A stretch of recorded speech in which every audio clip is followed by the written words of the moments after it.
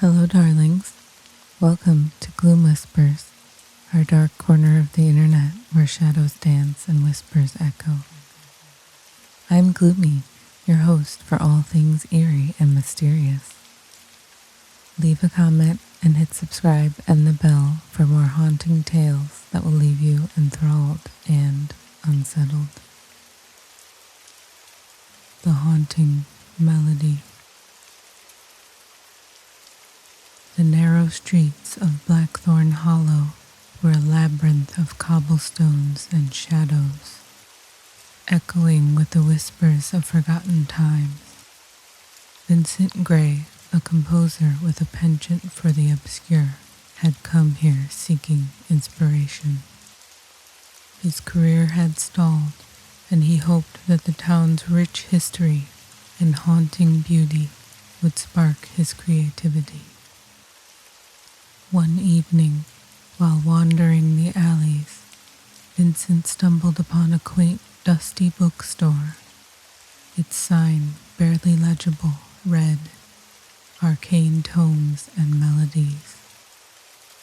Drawn by a force he couldn't quite explain, he entered.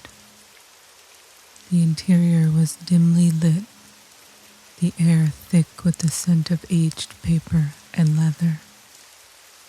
"May I help you?" a soft voice asked. Vincent turned to see an elderly man with piercing blue eyes standing behind the counter. "I'm looking for something unique," Vincent replied, glancing at the shelves filled with ancient books and manuscripts. "Something that can inspire my music." The old man's eyes sparkled with interest. "I might have just the thing." He disappeared into the back room and returned with a weathered, leather-bound book. "This is The Symphony of the Abyss, an incomplete musical score. It's said to have been written by a composer who vanished under mysterious circumstances." Vincent took the book, feeling a strange connection to it. The pages were filled with intricate notations, but several sections were missing. "Why was it never finished?" he asked. The old man's expression turned somber. "Legend has it that the music has the power to summon the dead. The composer supposedly became obsessed with it and was never seen again. Be cautious if you choose to work on it." Intrigued and undeterred, Vincent purchased the book and returned to his small rented apartment. That night, he began to play the incomplete symphony on his piano. The notes flowed effortlessly, creating a hauntingly beautiful melody that resonated deep within his soul. As he played, Vincent felt a strange presence in the room. The air grew colder, and shadows seemed to dance at the edges of his vision. He dismissed it as his imagination, fueled by the eerie story behind the music. But as the days passed, his obsession with the piece grew. Vincent spent hours poring over the score, trying to decipher the missing sections. He began to have vivid dreams of a dark figure watching him, its eyes burning with malevolent intent. Each morning, he awoke with fragments of new music in his mind, which he eagerly added to the score. One night, as he played the newly completed section, a cold draft swept through the room. The lights flickered and the shadows on the walls twisted into grotesque shapes. Suddenly, a voice whispered in his ear, sending chills down his spine. "Finish it!" Vincent's heart raced, but he couldn't stop. He felt compelled to continue, each note drawing him deeper into the music's dark embrace. He began to isolate himself, ignoring phone calls and visitors, consumed by the need to complete the symphony. As he added more notes, the hauntings grew more intense. He saw apparitions of long-dead composers and musicians, their eyes hollow and accusing. Objects moved by themselves, and the walls seemed to pulse with a life of their own. The dark figure from his dreams appeared more frequently, its presence suffocating and oppressive. One evening, Vincent's old friend Claire, a talented violinist, came to check on him. She found him pale and gaunt, his eyes sunken and bloodshot. "Vincent, you look terrible. What's going on?" she asked, her voice filled with concern. "I'm fine," he replied curtly, his fingers twitching as if they were playing an invisible piano. "I just need to finish this piece." Claire glanced at the scattered sheets of music everywhere. "This is not healthy. You need to take a break." But Vincent wouldn't listen. He pushed her away, consumed by his obsession.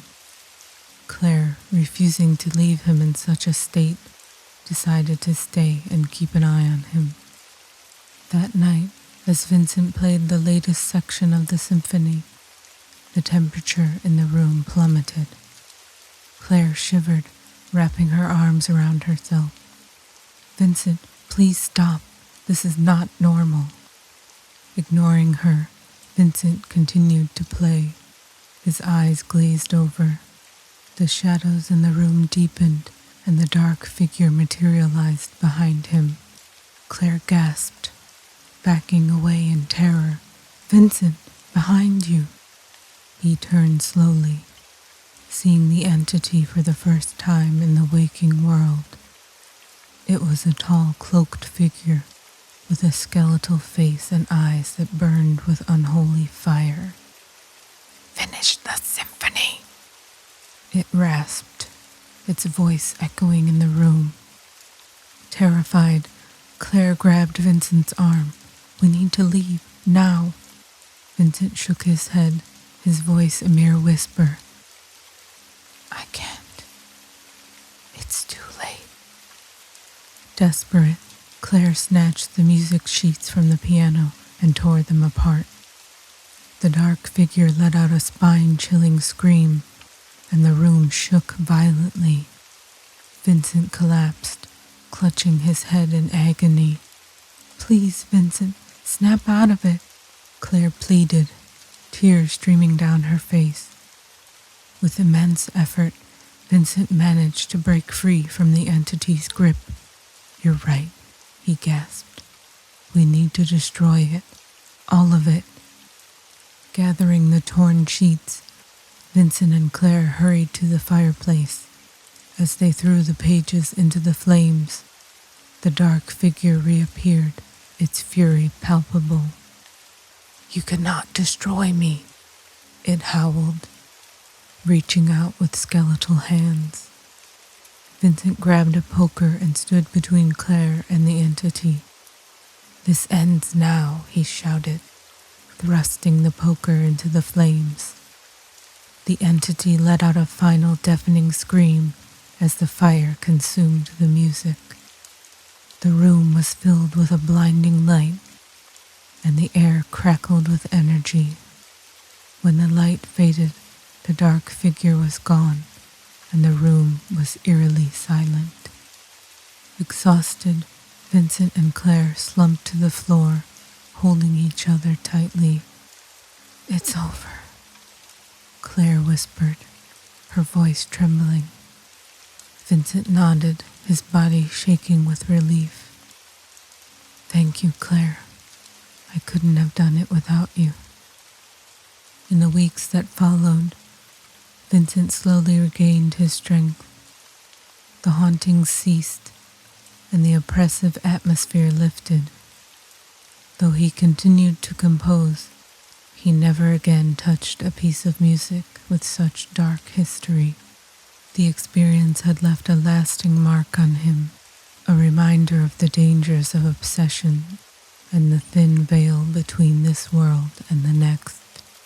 And while the symphony was never completed, its haunting melody remained etched in his memory, a testament to the power of music and the darkness that can lurk within it. Years later, Vincent would sometimes find himself staring at the piano, his fingers twitching with the urge to play that forbidden symphony, but he always resisted, knowing that some melodies were better left unplayed. The old bookstore, Arcane Tomes and Melodies, mysteriously vanished shortly after the incident, leaving behind no trace of its existence. Vincent never saw the old man again, and the legend of the Symphony of the Abyss faded into obscurity. Yet, every now and then, on cold, silent nights, Vincent could swear he heard faint whispers in the wind, carrying the echoes of that haunting melody, a chilling reminder of the entity that had once sought to return to the living world through the power of music. Thank you for joining me on this eerie adventure.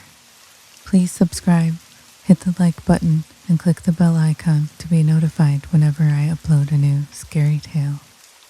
Check out my other videos and follow me on social media for even more soft-spoken content. See you soon for another enthralling and unsettling tale. Stay spooky, darlings.